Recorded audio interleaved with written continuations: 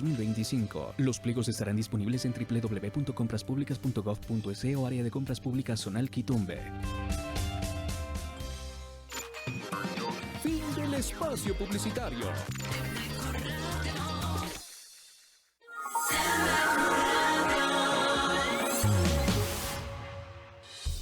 Información, diálogo y análisis con nuestros invitados.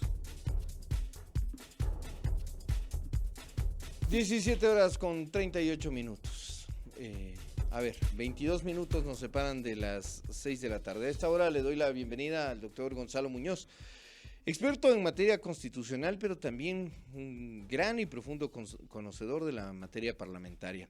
Ayer, en su cuenta de X, Gonzalo hacía una apreciación de lo que había ocurrido en la Asamblea. Doy lectura textual a lo que escribió ayer. Lo que ha sucedido en la Asamblea Nacional es arbitrario y sumamente grave. El proyecto de integridad pública no solo presenta vicios de inconstitucionalidad por la forma, al contener una amalgama de disposiciones. Ahora han incluido modificaciones de último momento al informe para segundo debate sin que el mismo regrese a la comisión, tal cual lo establece el artículo 62 de la Ley Orgánica de la Función Legislativa. Es una ley destinada a caerse en la Corte Constitucional. Gonzalo, buenas tardes. Cuéntanos un poquito por qué estás apostando. Tú eres de los que considera que la Corte sigue siendo quizás el último bastión de la Corte Constitucional, sigue siendo el último bastión de institucionalidad en el país. Te pregunto, ¿ves el escenario para que esta ley, la Corte diga un ratito, esto que hicieron de incluir varios temas, reformar 19 leyes en una sola ley, enviarla con un concepto, pasar el filtro de la unidad de materia y luego incluir estos otros temas, la vuelve inconstitucional? Buenas tardes, bienvenido. Estimado Daniel, un gusto estar aquí, muchas gracias por la invitación, igualmente a todas las personas que nos escuchan esta tarde por MQ Radio. Efectivamente, y lo digo de manera lamentable, en el proyecto de ley de integridad pública se han cometido varios vicios que podrían, o desde mi punto de vista prácticamente lo hacen, en el sentido de viciarla por la forma, un vicio inconstitucional por la forma. ¿Por qué digo esto? Por dos razones. En primer lugar, porque la ley, cuando la presentó el presidente de la República, tenía un objetivo. ¿Cuál era ese? El atacar, ¿sí?, o mejorar, ¿ya?, la eficiencia de las compras públicas a nivel de las instituciones del Estado. Ese era el propósito de la ley. Una vez, como tú bien mencionas, que fue calificado por el CAL, que tiene que verificar que exista unidad de materia, la misma tiene que extenderse a todo el trámite legislativo, incluida la objeción del presidente de la República. Es decir, no pueden agregarse temas que no tengan una conexidad lógica con el objeto de la ley. Eso implica la unidad de materia. ¿Y qué sucedió en la Asamblea Nacional? Teniendo un proyecto de ley que, como digo, trataba la eficiencia en las compras públicas del Estado, metieron un montón de cuestiones que no tienen absolutamente nada que ver.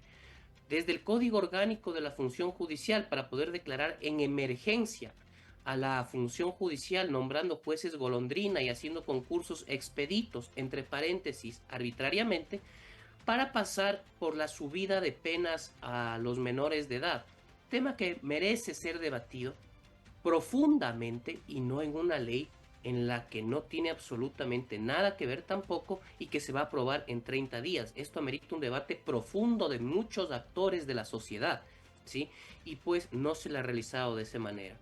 En tal virtud, pues la ley, desde mi punto de vista, inobjetablemente vulnera el principio de unidad de materia y en caso de presentarse una demanda ante la Corte Constitucional, así tendrá que declararlo. Asimismo, dentro del trámite legislativo, otra cuestión de forma. Tú también tienes experiencia en la Asamblea Nacional, mi estimado Daniel, y recordarás que en el año 2020 reformamos, me incluyo porque yo estuve ahí, el artículo 62 de la Ley Orgánica de la Función Legislativa. Es correcto. Porque ¿qué pasaba a lo largo de la década? Estamos hablando de 2010 a 2020. donde en esa época Alianza País tenía una mayoría importante. La época post-Asamblea Constituyente. Se le entregó en ese entonces en el trámite de una ley, perdón que te interrumpa Gonzalo, para resumir lo más pronto posible, al presidente de la comisión, que a la vez normalmente o mayoritariamente o generalmente es el ponente de la ley, se le otorgó la potestad de que incluya o niegue la inclusión de observaciones de sus colegas legisladores, y se le entregó un poder casi sobre el bien y el mal a la hora de elaborar una ley. Esto en la reforma de 2020, creo yo acertadamente, se corrigió porque dijeron, oigan, sí, el ponente es el que tiene que sistematizar, pero es toda la comisión la que tiene que volver a votar las cosas que se incluyen o no. ¿Esto se violó ayer? Claro, y ese artículo, Daniel, quedó bastante bien. ¿Qué es lo que establece? Tanto para los segundos debates de proyectos ordinarios como los de urgentes económicos. Establece que en caso de que se tengan que incorporar observaciones, ¿sí?, lo puede hacer el ponente, o sea, más bien dicho, el ponente pide la suspensión de la sesión, lleva las observaciones al seno de la comisión y la comisión las aprueba. En caso de que en la comisión no existan los votos, ahí sí el ponente puede insertarlos o no. Así quedó el artículo 62 y eso es lo que tuvo que haber ocurrido el día de ayer y no pasó, sino que con la moción de un legislador, el Pleno de la Asamblea Nacional votó a favor de incluir esas modificaciones y se aprobó la ley. Pero ayer el asambleísta Castillo, ¿no?, y la asambleísta Centeno, que era la presidenta de la comisión, le dijeron al país y les dijeron a los periodistas que les cuestionaron al respecto, dijeron, no, lo que pasa es que esta es una ley urgente. Y el artículo 62 dice que la ley tiene que regresar por 10 días a la comisión. Y si lo hacíamos así, nos vencía el plazo y esto entraba por el Ministerio de la Ley. Esa argumentación le dieron. ¿Es así, Gonzalo, o están escondiéndonos algo que no nos quieren decir? Pero es que para el 62 dice los segundos debate para urgencia económica. Lo dice, ese es el título del artículo. Segundo debate para los proyectos de ley urgente económica. Y establece 2 días para el... Exactamente. Es lo que no dijeron ayer los legisladores que he mencionado. Entonces, hay una cuestión que yo no comprendo, Daniel. Si el presidente de la República tiene una mayoría importante en la Asamblea Nacional, ¿sí?, no solamente haga prevalecer los votos, que los tiene, sino la razón y el derecho, ¿ya? No entiendo yo cuál es la razón para saltarse este paso fundamental dentro del procedimiento legislativo en un proyecto de urgencia económica. Y por supuesto, esto necesariamente tiene que ser observado por la Corte Constitucional. Te pregunto, Gonzalo, a ver, más allá de que hay personas que pueden estar de acuerdo con la imputabilidad penal y la forma en la que deben ser enjuiciados los menores de 14 años, a partir de los 14 años, que sean relacionados al cometimiento de un denominado delito grave, ¿no? Eso es lo que se ha reformado el día de ayer. Y habrá personas que digan, es que está bien, y es que eso es lo mismo que habría que hacer. Pero te pregunto, ¿un debate así se compadece con el tiempo de un mes, casi con el que tiene que correr la Asamblea cuando se trata de un proyecto económico urgente, o una reforma así requería de más tiempo? Mira, te voy a poner un ejemplo, ¿ya? En el año 2019 se debatió de forma profunda, considero yo, con varios actores de la sociedad, etcétera, la Iglesia Católica de por medio, el tema del aborto por violación, ¿sí? Estaba incluido en una reforma al COIP que se estaba dando en la Comisión de Justicia. Se debatió si es que se recibieron actores a favor, se recibieron actores en contra, y al final no pasó en el Pleno. No hubo los votos para aprobar el aborto por violación. Pero un tema tan trascendental, tan de fondo, sí llevó por medio un análisis profundo de la Asamblea Nacional, con muchísima participación ciudadana, ¿ya? Este era el caso que tenía que suceder con el tema de los menores de edad, con una precisión, Daniel. El artículo 11 de la Constitución de la República, en sus numerales, establece de manera clara que las leyes tienen que ejercer de forma progresiva los derechos de los ecuatorianos, ¿sí? Desarrollar de forma progresiva esos derechos, jamás de forma regresiva.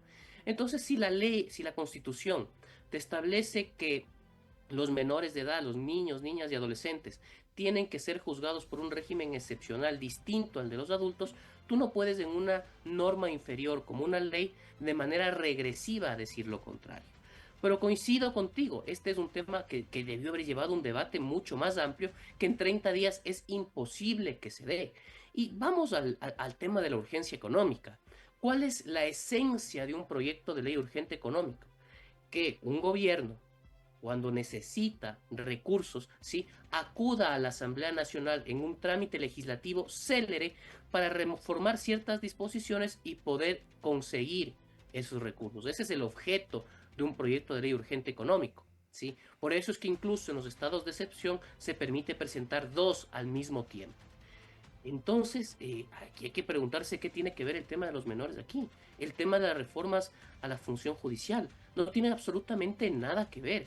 Un analista político de redes sociales, de esos que tienden a analizar las cosas en 140 caracteres de Twitter, ayer decía: lo que pasa es que el presidente Noboa gobierna escuchando a la sociedad y a la gente y no con el ojo en las leyes que se han inventado los políticos para demorar este tipo de cambios.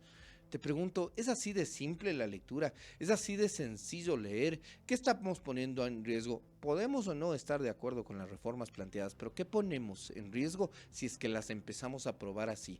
Por los hechos consumados, porque Ecuador pareciera ser el país de los hechos consumados. Ya está, la asamblea ya hizo lo que quiso, ya tuvieron los votos, entonces dejemos nomás que pase. Te pregunto, ¿eso tiene consecuencias a corto, mediano o largo plazo?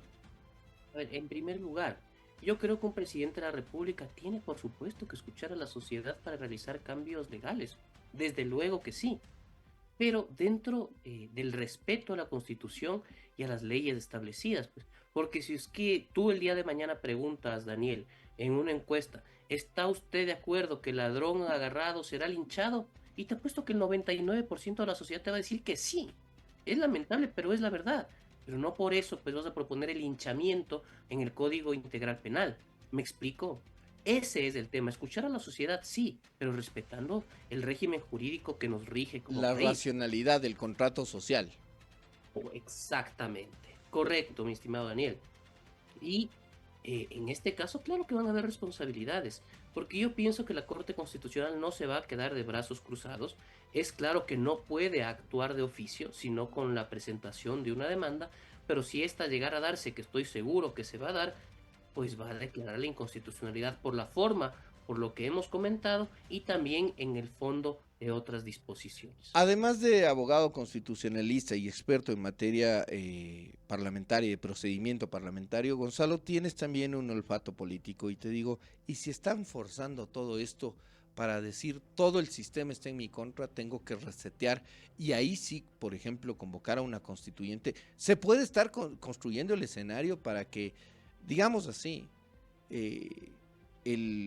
la mayoría de personas en una sociedad líquida, que lo que demanda son soluciones rápidas, digan sí, vamos, reseteemos, tumbemos todo, destruyamos el ordenamiento constitucional y fundemos uno nuevo? ¿Ves las condiciones para eso? Yo creo que existen condiciones para aquello, principalmente con un organismo contra la Corte Constitucional. Prácticamente, diría yo, el gobierno ha desafiado a la Corte con la aprobación de estas leyes. La Corte es el único espacio que le ha logrado poner un freno a Daniel Noboa, no solo en este periodo, sino desde el anterior, desde los estados de excepción, desde la declaratoria de conflicto interno, obligándole a establecer esta suerte de mesa de coordinación entre los entes relacionados a la seguridad y a la justicia para evitar la proliferación de estados de excepción, y no obstante el gobierno lo sigue haciendo. ¿Qué ves un choque de poderes entre la Corte y el Ejecutivo producto de lo que pase con esta ley? La Corte Constitucional, Daniel, ha sido, no solamente en este periodo, en otros más, el último bastión de la institucionalidad que tiene el país, el último sostén del Estado de Derecho. Y en este caso, el gobierno lo ha desafiado de manera flagrante a la Corte. En la Ley de Solidaridad se aprobó una cuestión que la Corte ya negó con anterioridad, y era el tema de que un juez se ve imposibilitado a sustituir las medidas cautelares de la prisión preventiva en delitos relacionados con el crimen organizado. Eso en un inicio tú recordarás que allá por enero del 2024 ya lo propusieron como cambio constitucional y la Corte no les dio paso. Les ¿Sí? dijo no, es correcto. Exactamente, y ahora lo incluyen en una reforma legal. Ese como primer paso. Y ahora lo que estamos viendo en el tema de unidad de materia, que también la Corte tiene sentencias y precedentes clarísimos. Entonces, sí resulta preocupante de que el gobierno vea en la Corte Constitucional un actor político, cuando no es un actor político. ¿Sí? Qué es lo que hace la Corte Constitucional? Controla de forma abstracta, en este caso, los actos normativos emitidos por la Asamblea Nacional para que los mismos guarden conformidad con la Constitución. Al menos la conformación de esta Corte no ha actuado bajo ningún concepto de forma política. Se ha equivocado en mi criterio algunas veces, pero sigue siendo, como dijimos, el último sostén del Estado de Derecho que tiene el país, y quienes creemos en la democracia y creemos en la solidez de un Estado republicano, tenemos que defender a toda costa las actuaciones de la Corte Constitucional. Quiero agradecerle a Gonzalo Muñoz este corto diálogo, pero que además nos deja claro. Y antes de cerrarlo, sí, me están haciendo, a ver, acá hacen algunas observaciones. Le dicen que la posición que esgrimes tú, nos preguntan si es que es estar a favor de los delincuentes, Gonzalo.